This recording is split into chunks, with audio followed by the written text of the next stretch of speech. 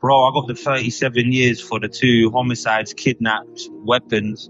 16 counts of weapons was the charges on that day. See, the fella made the mistake of jumping off the motorbike and coming in. I've managed to shoot him. And the other one was an order I was given to. The butcher wasn't paying, bruv, and apparently he had ties and was giving information to some paramilitary folk and that. That's all the information I was given. You get me, B? I had to get to his house where he had the butcher's shop and that. I took him upstairs. I held his family and that. And I've done my job. People getting killed in front of me is normal, bruv. During the riots, bruv, I saw fucking piles of bodies, B. As to the worst I've done to someone, I can't really speak on that on here, B, but the authorities outside used to summon us to take down bodies. Please bring them out. Please bring them out.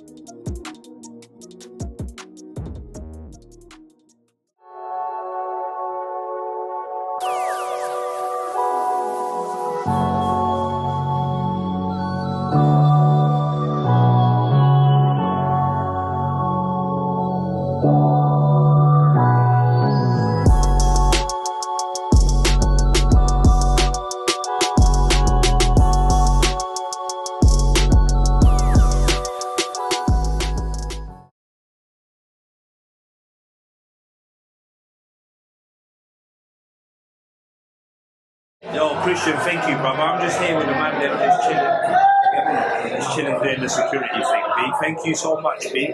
Thank you for... Yes, people, welcome back to Not Guilty TV. Today we're back with my brother Boris, who is currently in Colombia maximum security prison in Colombia.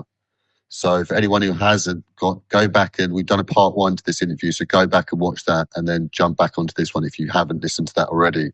But for anyone who listened to part 1, thanks, and let's get back into it with Boris. So Boris, how we doing, my brother? So we got to the point where you'd just been sentenced to 37 years. So remind us what the crimes were that you got, the 2 crimes that you got the sentence for. No, I'm good, brother. I'm good, man. Here, busy like always, man. Bro, I got the 37 years for the 2 homicides, kidnaps, weapons. 16 counts of weapons was the charges on that day. I got 28 for everything apart from the homicide, which was considered basically in self-defense. So I got 9 for that one. The day I got shot in my trap muscle. But yeah, B, that was back in 2014. I was basically like 23 years old. I got arrested at hospital, like I said, with a through and through injury on my trap muscle. I was just chilling on the bed, bruv. I was waiting for the results of a test called a TAC, where they put like colour in your veins to see if you've got any internal bleeding and that.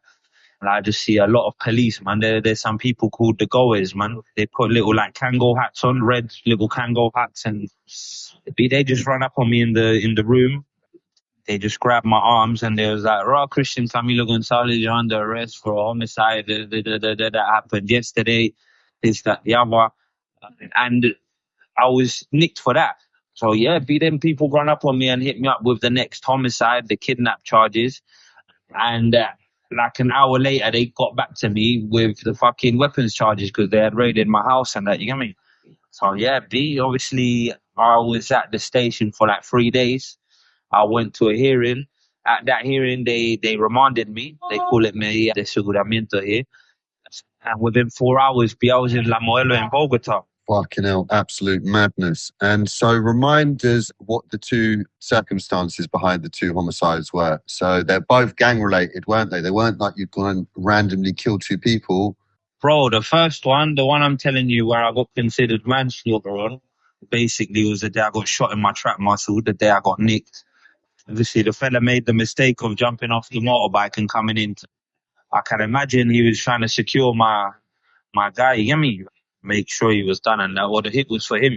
But obviously, I've managed to shoot him and I secured him, you get me?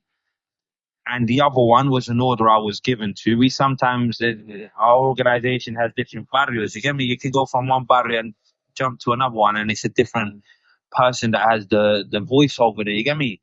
So obviously, let's say one of our another little patch, a patch that we was like controlling, but another barrio, the butcher wasn't paying, bruv, and apparently he had ties and was giving information to some paramilitary folk and that. That's all the information I was given, you get me, B? I had to get to to his house where he had the butcher's shop and that. I took him upstairs. I held his family and that. And I've done my job. To do that, I had to hold him, and there was a dog beat. So obviously, I had to lock people in the room. I locked them in there. Basically, I could have done it and left, but obviously the dog was loose and that. So I've put the dog in. I've closed them in the room, and I've done my job. I've left. Putting them in the room was considered kidnapping, it gives like a fucking, how do you say it, man? It aggravates the crime, you get me? So that's why they put kidnap in it. And after that, bruv, the weapons, you get me? So the 2 weapons used in the 2 homicides and the other 14 that were found in my baby mother's house is where fucking it comes up to 16 counts of weapons, 2 homicides and kidnap, B. But 100%, they was all to do with the organization, B, and they was all to do with orders. And yeah, no doubt, bruv, it was either me or him, bruv. Can't lie, what you asked me before, let's say the butcher guy, that's a sad thing, yeah, me, B. But at the end of the day, orders are orders, man. But I'm a conscious person, bruv. I know that was wrong, you get me, blood? But that's the life I was living, B. And out here, if you don't follow an order, well, you could end up dead yourself, you get me? But the next one, I don't feel no way, bruv. He shot me, bro. I still got a hole in my arm. I look at that scar every day, B. You get me? If it was a bit more up, it would have hit my face, you get me, bruv? So yeah, I don't feel bad about that, man.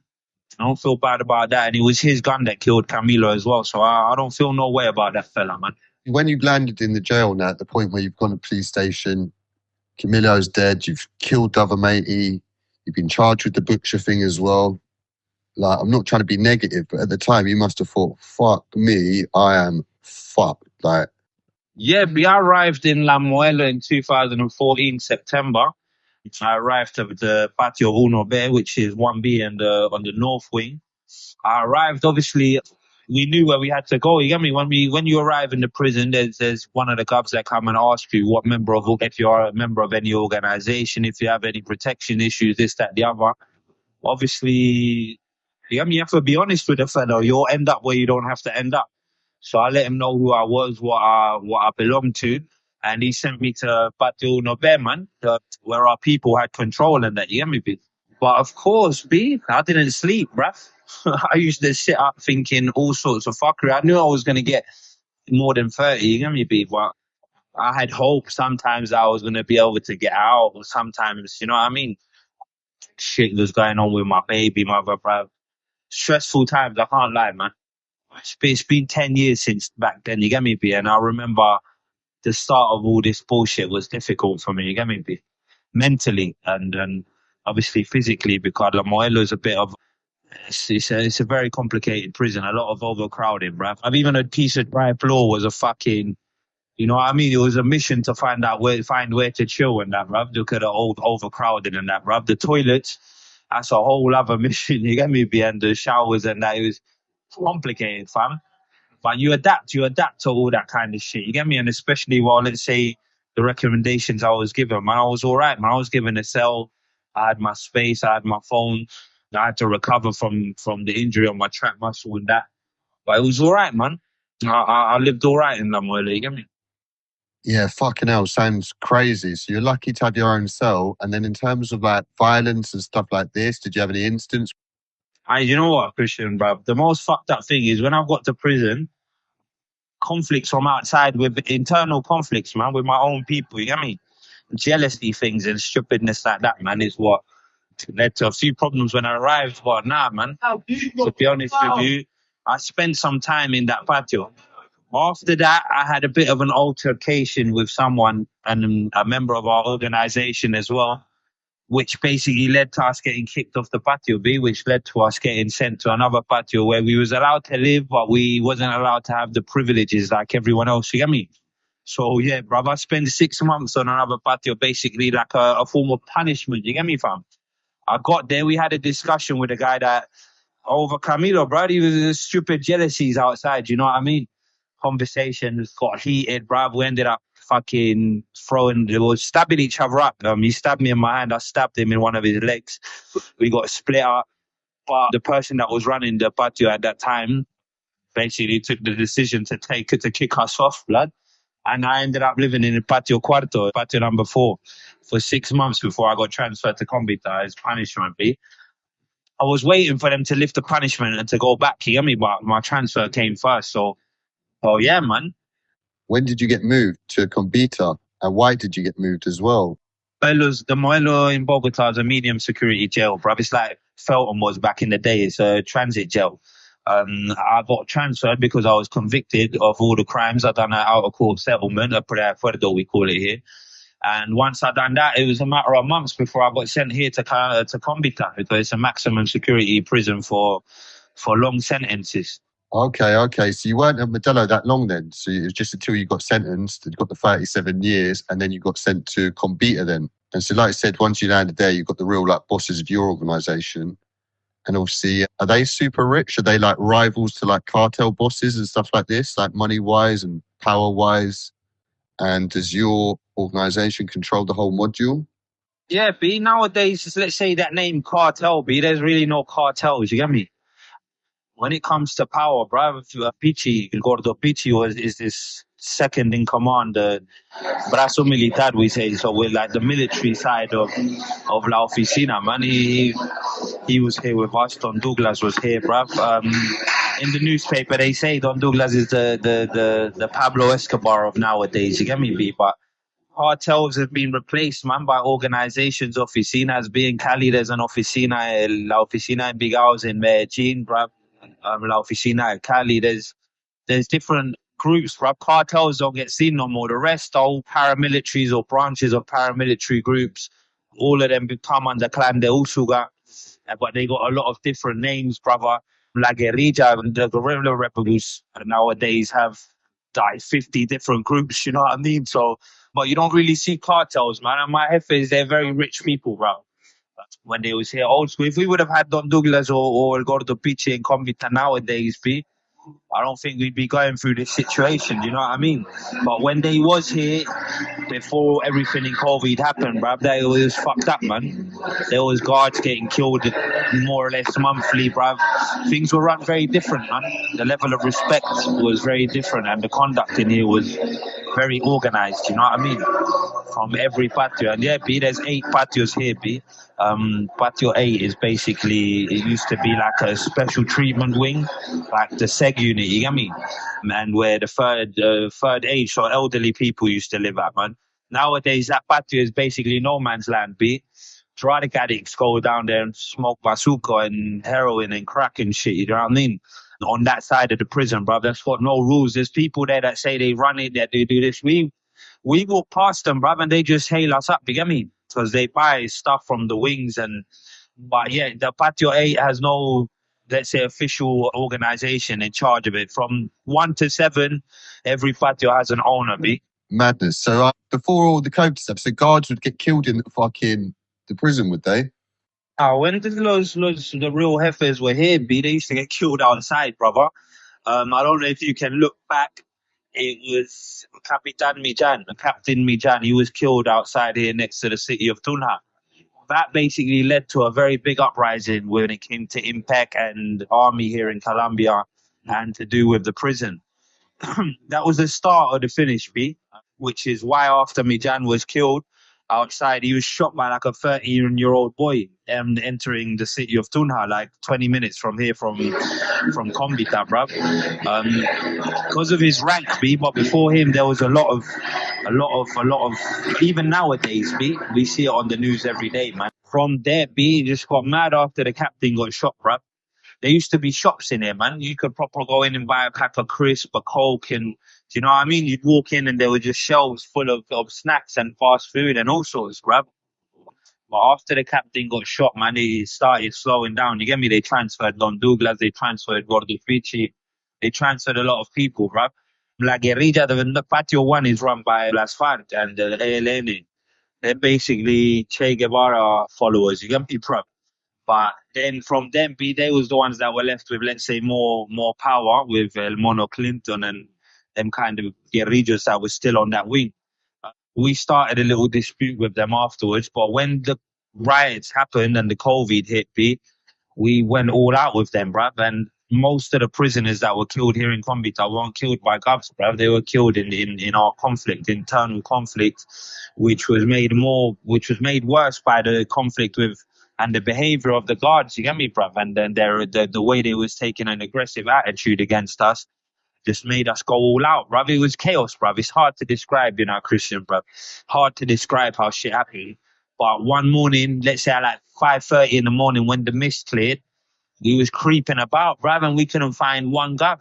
You know what I mean? And our military objective was to hit up the people on Patio 1, bruv. But when we was walking about and we was doing what we was doing, we used to ask ourselves, like, where the fuck are the guards, B? Right, this gate's open, you know what I mean? And we would advance. And that's when we found out, when we got down to the fucking gates, bruv, and we saw the ejército, the army, with basically then .50 fucking rifles on top of the trucks pointing at us with fucking speakerphones telling us to get back and not come near the gates is what they used to tell us. You get me? And since then, bruv, it's just been like that. Guards used to get killed all the time, but when Captain Mijan was killed, bruv, it changed a lot, man. A lot of pressure from the news and let's say back in Bogota came on top of Kombita to be controlled, because they used to say that all the mafiosos, you get me? All the mafia was here in Kombita, bruv, and they was doing what they wanted. So that's what the news used to say, you get me?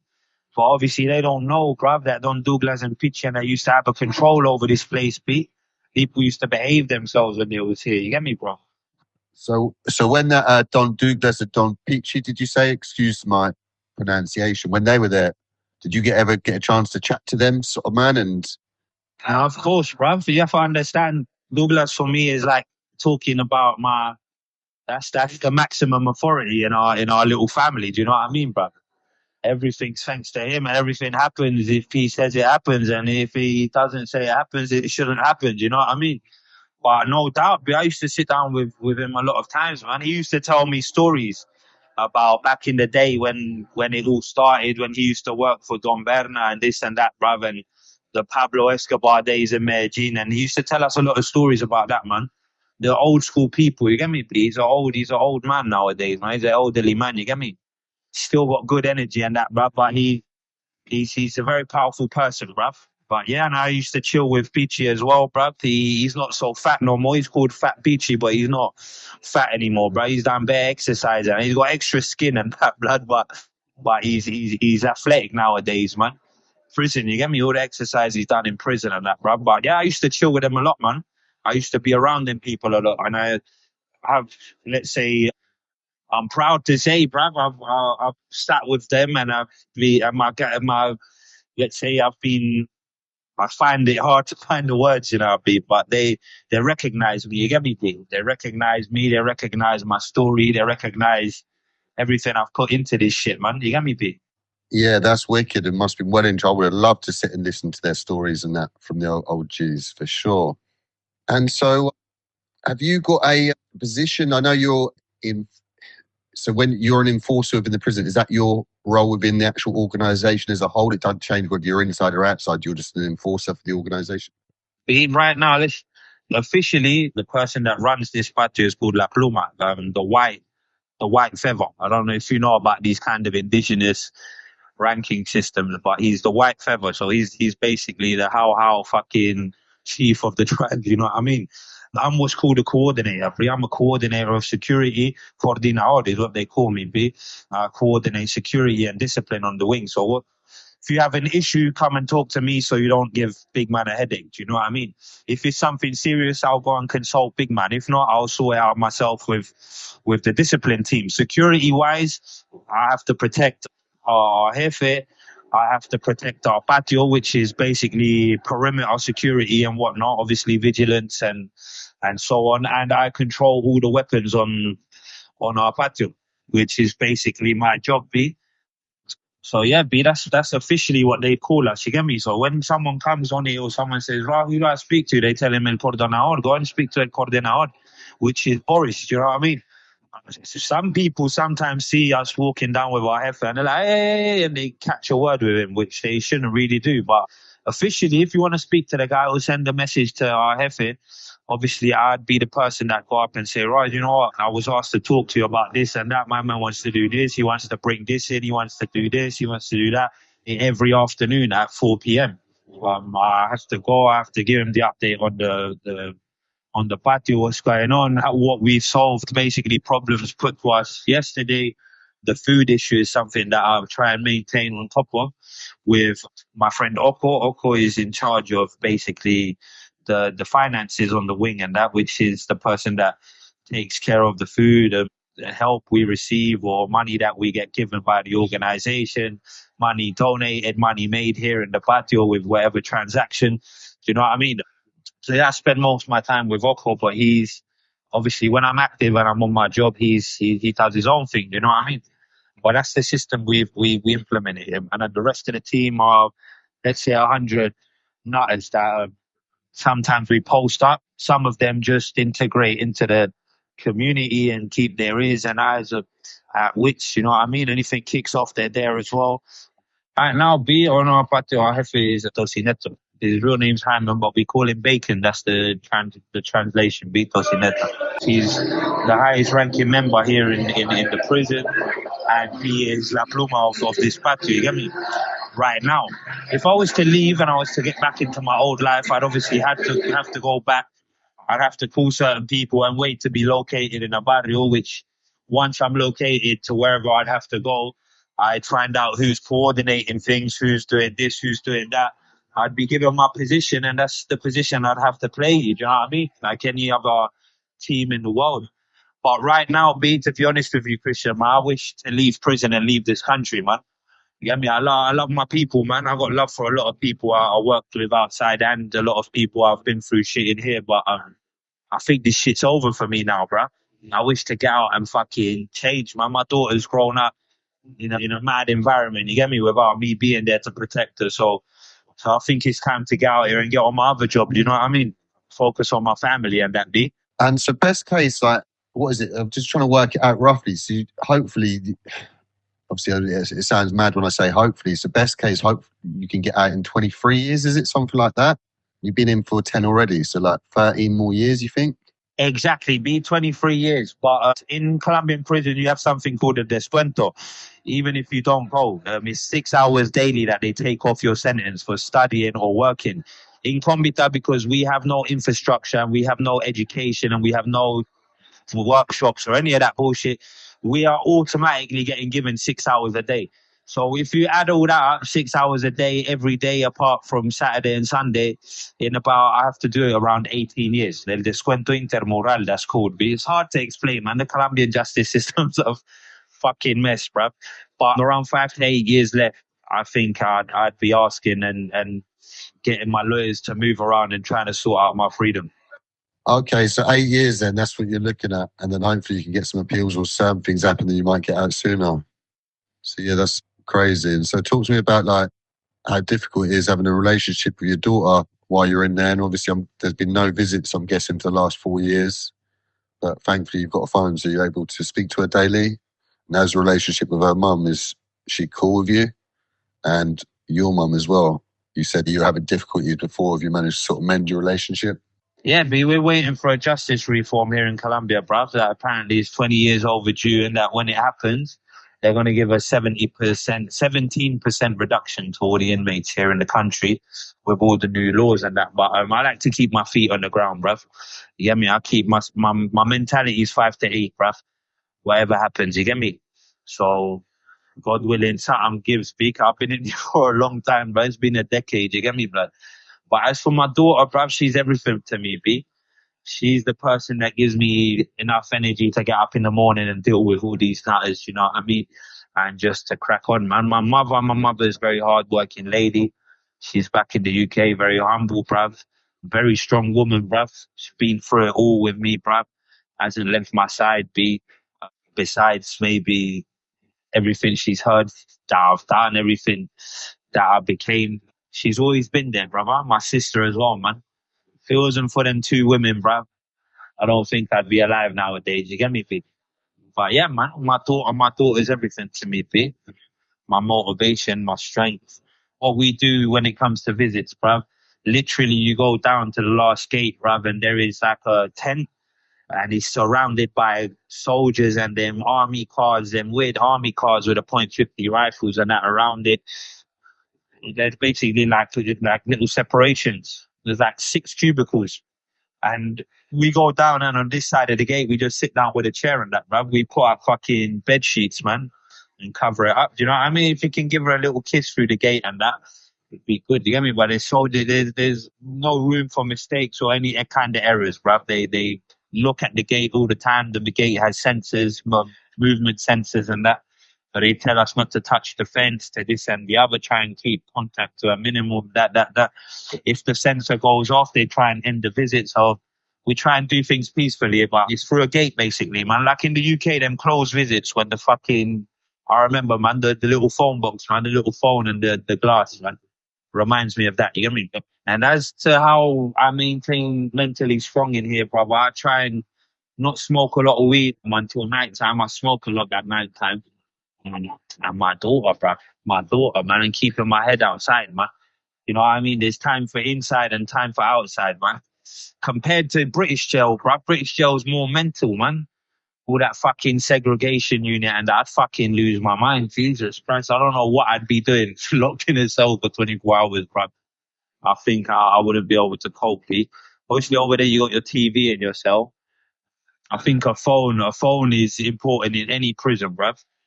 But bruv, I don't know, man. That's a hard question to ask. How do I keep mentally strong in here, bruv? I'd have to say my daughter, man. My daughter's my motivation, B. You know what I mean? I know a lot of people watch these kind of internet things and think, right, maybe my man's exaggerating. I don't know if the people that listen to this can do a bit of research as to where I am. People getting killed in front of me is normal, bruv. During the riots, bruv, I saw fucking piles of bodies, B. As to the worst I've done to someone, I can't really speak on that on here, B, but I do what I have to do, bruv. I follow orders and I follow protocols, and I assure that our regime and our authority is recognized and respected. I think I can answer that on today, B. But yeah, we do what we have to do, my brother. The authorities outside used to summon us to take down bodies. Please bring them out. Please bring them out. Please close them. Put them. They used to tell us how to fucking, do you know what I mean? How to wrap them up because of the virus and that, and where to leave them. And they was outside with their masks and their little white suits, and we used to just do it ragga. You get me? Just take them down. But yeah, I mean, maybe people that listen to things like this maybe don't know, but things like that out here are normal, bro. Things were fucked up, man. And sadly, B, I've seen a lot of people come to their end before my eyes, man. You get me? Obviously by other people, you get me, bro. God willing and God permitting, it's all over for me, and hopefully I can get the fuck out of this country, bruv, and get to the US or somewhere. I doubt I'd be allowed back in the UK. But yeah, B, I think I'm gonna migrate when I get out of here, B. Tell us about how people can help you. People that want to sort of maybe send you some money or support you financially. How can they help you, and how can people get in touch with you? Tell us about your social media links. B, I try and raise what I can with my sister, and she lets me use her account, bruv. When I do manage to raise funds and that, right, we buy from local farms, we buy from local churches and that give us things more economically. You get me, B? Just to stretch it out, man. Our kitchen was up and running, but the other day it broke down. Hopefully we can replace it soon. But yeah, my sister lets us use her account, B. If anyone wishes to help us or anything, brother, she can send it basically. She'll send it to my sister and she can forward it over, B. My baby mother would pick up and she'd coordinate with my people's wives and other family members outside to sort out basically buying the products, buying the cleaning products and the nutrition, and bring it up here, B. And they bring it to the gates where the guards and soldiers search it, disinfect it, and we go down and pick it up, bro. Okay. And tell us your social media links, Boris, your Instagram and your Messenger. And for people, there will be in the description box below this video. And yeah, nice one again for the opportunity, Boris. And yeah, I wish you obviously luck and praying everything's all right for you in there. Yo, B, I'm on Instagram on Boris Julian Camilo Regis, and I'm on Facebook with Boris, 3 times Boris, man. I've met a lot of good people through the internet. I have a lot of people that have been interested and supported us in that difficult times, man. So I thank them people a lot, bruv. I really do appreciate everyone that understands and recognizes our situation. It's not easy, you get me, people? At the same time, we're men, man. We got to assume our consequences of our actions and just crack on. But 100%, man. Thank you, Christian, for the love, man. Thank you for showing us attention and interesting yourself in our lives, B. And again, thank you everyone for listening. Seriously, man. Thank you for the love, man. Thank you for the love.